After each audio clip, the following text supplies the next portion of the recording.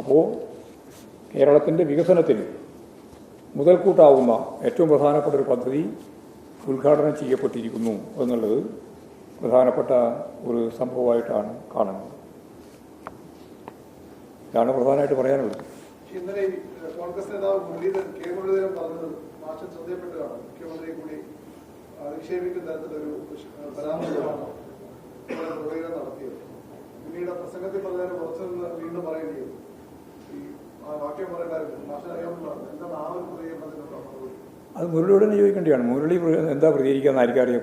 കോൺഗ്രസിൻ്റെ സുധാകരനെ പറ്റി പ്രതികരിക്കുന്നത് മനസ്സിലാകുന്നില്ലേ? സുധാകരന് വേണ്ടി പ്രതികരിക്കുന്നത് മനസ്സിലാകുന്നില്ല. രണ്ടും നമ്മൾ കാണുന്നുണ്ടല്ലോ. തമ്മിലടിയാണ്. ആ തമ്മിലടിയെ ഏതെങ്കിലും രീതിയിൽ മാറ്റി തീർക്കുന്നതിന് വേണ്ടിയിട്ടുള്ള ബോധപൂർവമായ പ്രയോഗങ്ങളാണ് ഇതൊക്കെ. അത്രയേ കാണുള്ളൂ. അതിൻ്റെ അപ്പുറമൊന്നുള്ള ഒരു ഗൗരവവും ഞങ്ങളതിന് കാണുന്നില്ല. തമ്മിലടി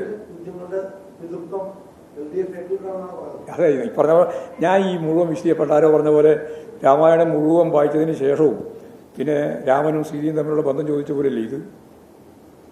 ഞാനീ പറഞ്ഞ മലയാളത്തിൽ ഇത്രയും പറഞ്ഞത് ഞാൻ നിങ്ങൾ ഈ ചോദ്യമെല്ലാം ചോദിക്കുന്നു കണ്ടുകൊണ്ട് തന്നെയാണ് ഞാനിത് തയ്യാറാക്കിയത്.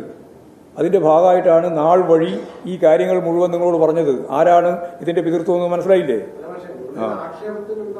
അല്ലെ, ആക്ഷേപത്തിനൊന്നും മറുപടി പറയേണ്ട കാര്യമില്ലാന്ന്. എന്ത് ആക്ഷേപം? തോന്നിയാസം പറയുന്നതിന് ആരെങ്കിലും ആക്ഷേപമായി എന്ന് പറയുമോ? ഇതിൻ്റെ തന്ത ആരാണ് എന്നുള്ളത് ഇപ്പം നിങ്ങൾക്ക് വ്യക്തമായില്ലേ? പിന്നെ അതിന് ഞാൻ വേറെ മറുപടി പറയേണ്ട വല്ല കാര്യമുണ്ടോ? തോന്നിയാസാണ് പറയുന്നത്.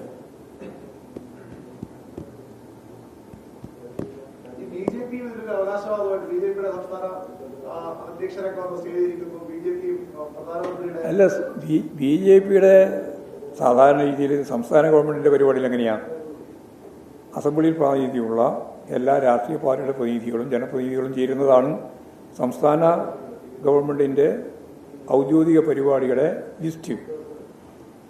ഇത് പ്രധാനമന്ത്രിയുടെ പരിപാടിയുടെ ഭാഗമായിട്ട് അവർ കൊടുത്ത ലിസ്റ്റിൽ ഇവിടെ ബി ജെ പിയുടെ സംസ്ഥാന പ്രസിഡന്റിൻ്റെ പേര് രേഖപ്പെടുത്തിയിരിക്കുകയാണ്. അവരുടെ പ്രോട്ടോകോൾ അനുസരിച്ചാണ് ഇവിടെ കാര്യങ്ങൾ കൈകാര്യം ചെയ്യുന്നത്. അതിൻ്റെ ഭാഗമായിട്ടാണ് അങ്ങനെ വന്നത്. അപ്പോൾ ഇവിടെ രാഷ്ട്രീയ പാർട്ടി എന്ന രീതിയിൽ പരിശോധിച്ചാൽ അസംബ്ലിയിൽ പ്രാതിനിധ്യം ഇല്ലാത്ത പാർട്ടിയാണ് ബി ജെ പി. അപ്പോൾ ബി ജെ പിയെ സംബന്ധിച്ചിടത്തോളം സംസ്ഥാന ഗവൺമെൻറ് പരിപാടിയുടെ ഭാഗമായിട്ട് ക്ഷണിക്കേണ്ട കാര്യമില്ല. അല്ലെങ്കിൽ ക്ഷണിക്കുന്നുണ്ടെങ്കിൽ പിന്നെ എല്ലാ രാഷ്ട്രീയ പാർട്ടിയുടെയും പ്രതിനിധികളെ സ്വാഭാവികമായിട്ടും ക്ഷണിക്കണം. അത് ക്ഷണിച്ചിട്ടുമില്ല. അപ്പോൾ പരിപാടി തുടങ്ങുന്ന 2 മണിക്കൂർ മുമ്പ് രാജീവ് ചന്ദ്രശേഖരൻ റെഡിയായിട്ട് വന്നിരിക്കുന്നു എന്നുള്ളത് മാത്രമേ ഉണ്ടായിട്ടുള്ളൂ. അത് സ്വയം പരിഹാസിയാകുകയാണ് ചെയ്തത്. പൊതുവെ നമ്മൾ കണ്ടതാണല്ലോ, എല്ലാവരും മാധ്യമങ്ങളെല്ലാം അത് മനസ്സിലാക്കിയതാണ്.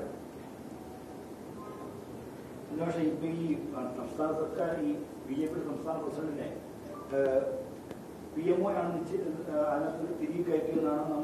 തിരികെ കയറ്റുന്നില്ല. അവരുടെ ലിസ്റ്റിൽ തന്നെയുള്ളതാണ് തിരികെ കയറ്റുന്നത്. പക്ഷേ സംസ്ഥാനം കൊടുത്തതാണെന്ന് മന്ത്രി വാസവൻ വാർത്താ സമ്മേളനത്തിൽ പറയുന്നതായിട്ടുള്ള വീഡിയോ കോൺഗ്രസ് അല്ല, അത് പ്രസിദ്ധീകരിച്ചോട്ടെ. അത് കോൺഗ്രസ്സുകാർക്ക് വേണ്ടി പ്രസിദ്ധീകരിക്കുന്നു.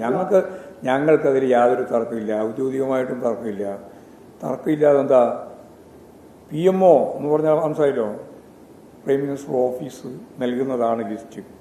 ആ ലിസ്റ്റ് അനുസരിച്ച് മാത്രമേ അവിടെ ആൾക്ക് പ്രവേശനമുള്ളൂ, ഇരിക്കാനും പറ്റുള്ളൂ. അതിൻ്റെ ഭാഗമായിട്ടാണ് അവിടെ രാജീവ് ചന്ദ്രശേഖരൻ വന്നത്. ഞാൻ ഇത്രയും പറഞ്ഞതിൽ നിന്ന് നിങ്ങൾക്ക് കാര്യം മനസ്സിലായില്ലേ? മന്ത്രി അങ്ങനെ ഒരു മന്ത്രി എന്താണോ പറഞ്ഞത് ഞാൻ കേട്ടിട്ടില്ല, കണ്ടിട്ടില്ല, ശ്രദ്ധിച്ചിട്ടില്ല. ഇവിടെ മുഖ്യമന്ത്രി തന്നെ വ്യക്തമാക്കിയിരുന്നു. ഇതാണ് കാര്യം. പിന്നെ മന്ത്രിന്റെ പേര് പറഞ്ഞ് നടക്കേണ്ട കാര്യമില്ല. മന്ത്രി അങ്ങനെ പറഞ്ഞിട്ടുണ്ടെങ്കിൽ മന്ത്രി പറഞ്ഞത് എങ്ങനെയാണ് എന്നത് ചോദിക്കാം. പോരെ? അത് ശരിയല്ല എന്നർത്ഥം.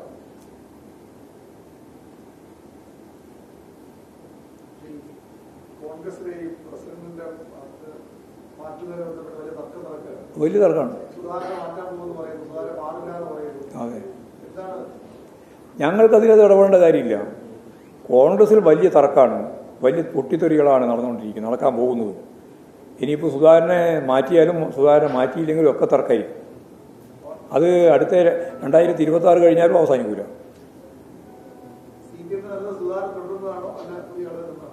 ഞങ്ങൾക്ക് കോൺഗ്രസ് അല്ലേ, കോൺഗ്രസിൻ്റെ പ്രസിഡന്റ് ആര് മാറിയാലും മാറിയില്ലെങ്കിൽ ഞങ്ങൾക്ക് എന്താ? ഞങ്ങൾ കോൺഗ്രസിൻ്റെ പ്രസിഡന്റ് ആരാന്ന് നോക്കിയിട്ട് നിലപാട് സ്വീകരിക്കുന്നവരൊന്നുമല്ല. കോൺഗ്രസിൻ്റെ പ്രസിഡന്റിൻ്റെ പ്രശ്നമല്ല ഇവിടെ. അവിടെ നിലപാടും നയവുമാണ് പ്രശ്നം. കോൺഗ്രസ് ഈ കാലം അത്രയും ചെയ്തിട്ടുള്ളത് ഇന്ത്യയിലെ ഏറ്റവും വലിയ മുതലാളിമാരായിട്ട് ടാറ്റയെയും ബിർളയെയും അദാനിയെയും അംബാനിയെയും ഒക്കെ വളർത്തിയെടുക്കുക എന്നുള്ള, ഭൂപ്രഭുക്കന്മാരെ നിലനിർത്തുക എന്നുള്ള സാമ്രാജ്യത്വ സാമ്പത്തിക ശക്തികൾക്ക് പൂർണ്ണമായിട്ട് അടിവറ പറയുന്ന നിലപാട് സ്വീകരിച്ച പാർട്ടിയാണ് കോൺഗ്രസ്. അത് തന്നെയാണ് ബി ജെ പി. ഒരു വ്യത്യാസമില്ല, അന്നുമില്ല ഇന്നുമില്ല, ഒരേ വർഗ നിലപാടാണ്. പൊട്ടിത്തെറിയാം നല്ല രീതിയിൽ.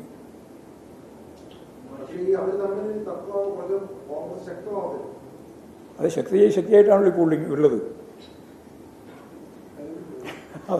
അതാണല്ലോ ഇപ്പോഴത്തെ നില. വളരെ ശക്തിപ്പെട്ട നിലയാണുള്ളത്. കാരണം രണ്ട് ഗ്രൂപ്പ് അങ്ങോട്ടും ഇങ്ങോട്ടും. അദ്ദേഹം തന്നെ പറഞ്ഞാൽ എന്നെ മൂലക്കിരുത്താൻ ശ്രമിക്കുക. ഞാനിന്ന് പറയേണ്ട വ്യക്തിയാണ്. എന്നെ മൂലക്കിരുത്താൻ ശ്രമിക്കുകയാണ് പാർട്ടിക്കകത്ത് തന്നെയുള്ള ഒരു ഗ്രൂപ്പും നേതാവും. അത്രയും പറഞ്ഞ സ്ഥിതിയിൽ ആരാണ് എന്ന് നിങ്ങൾക്കെല്ലാം വ്യക്തമല്ലേ?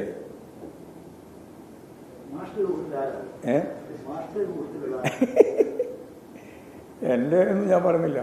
യഥാർത്ഥത്തിലും സുധാകരനെ മാറ്റാൻ ഔദ്യോഗികമായിട്ട് അവർ തീരുമാനിച്ചു എന്നൊരു ഭാഗം, മാറ്റാൻ തീരുമാനിച്ചിട്ടില്ല എന്ന് സുധാകരൻ, മാറ്റാൻ പാടില്ല എന്ന് മുരളി പറഞ്ഞത് വളരെ കൗതുകത്തോടുമില്ലേ നമ്മളെല്ലാം കണ്ടത്. നിങ്ങളെല്ലാം കണ്ടില്ലേ? എന്താ പത്രത്തിൽ ഫോട്ടോ കണ്ടാലെങ്കിലും മനസ്സിലാകുന്ന ആളാവണം കോൺഗ്രസിൻ്റെ പ്രസിഡന്റ് എന്ന് പറഞ്ഞതിൻ്റെ അർത്ഥം വിമർശനം മനസ്സിലായില്ലേ? അവർ പറയുന്ന ഒന്നാമത്തെ നമ്പറുകാരനെ പറ്റി പറഞ്ഞാൽ തരൂരും ഒപ്പം കൂട്ടി ചേർന്നിട്ടുണ്ട്. ഇവരെല്ലാം ഒപ്പം ചേർന്നിട്ടുണ്ട്. രമേശ് ചെന്നിത്തല ഒക്കെ ഒപ്പം തന്നെയുണ്ട്.